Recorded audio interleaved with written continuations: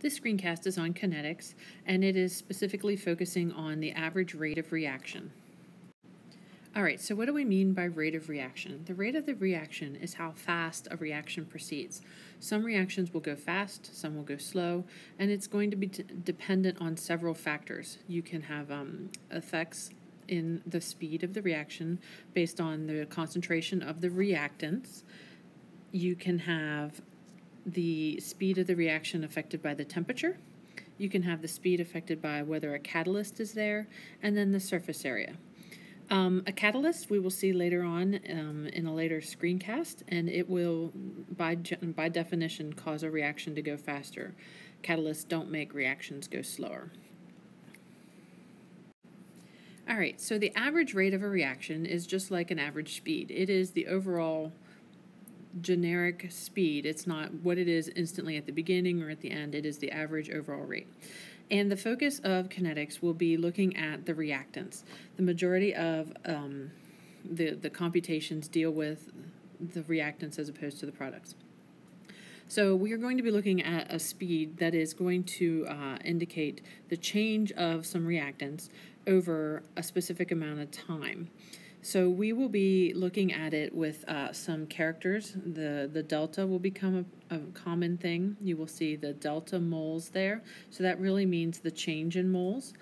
And we have a delta over T. Delta T is the change in time. What happens in an average rate is they will periodically check the rate and then average it. Alright, so a sign convention here. When you are forming a substance, it is a positive condition. And when you use a substance, it is negative. So in the case of our substance A, which is a reactant, it is going to have a negative sign in front of the average rate calculation. And when you see that we have our substance B over here, it has a positive sign. So to find the average rate, you take the change of the moles that you're looking at over the change in the time. And how we find the change is we will subtract the final minus, not equals, final minus the initial. So just like we found the delta H and the delta temperatures, you're just taking the end conditions minus the initial conditions. Because our reactions occur in a container, the volume is fixed. So we're not going to mostly work with moles. We will be dealing with molarity.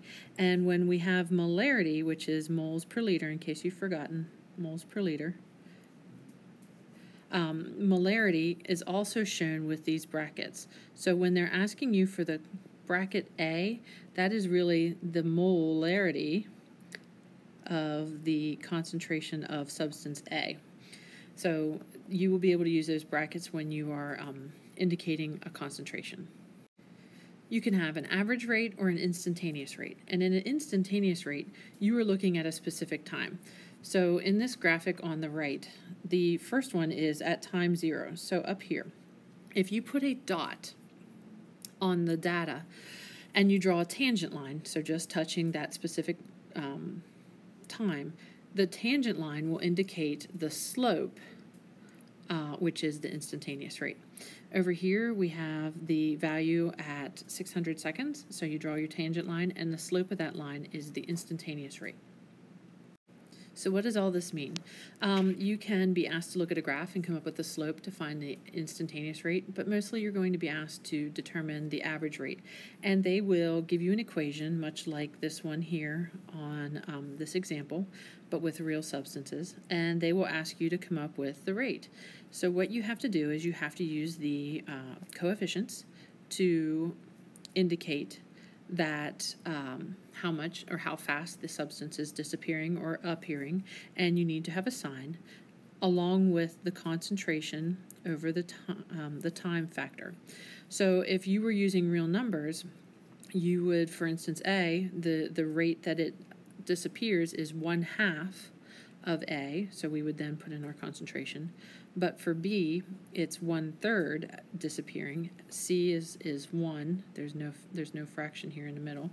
And then D is 1/4. So you can compare the rate of disappearance of A to the rate of appearance of D, and you can then solve for the various factors. They might give you the time frames.